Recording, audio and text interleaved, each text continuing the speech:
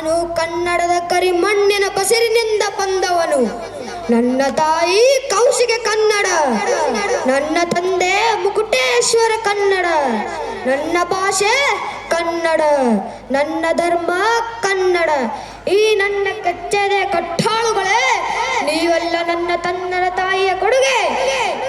ನಿಮ್ಮ ಆರೈಕೆ ನಮ್ಮ ತಮ್ಮನಾದ ಕುಬ್ಜ ವಿಷ್ಣುವರ್ಧನನು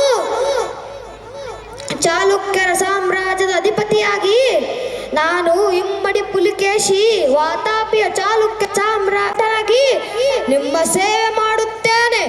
ಇಡೀ ಭಾರತವನ್ನು ಕನ್ನಡದ ಮಯವಾಗಿಸುವ ಪಣ ತೋಡುತ್ತೇನೆ. ಇದಕ್ಕೆ ತಾಯಿ ಬನಶಂಕರಿಯ ಆಶೀರ್ವಾದ ಬೇಡುತ್ತೇನೆ.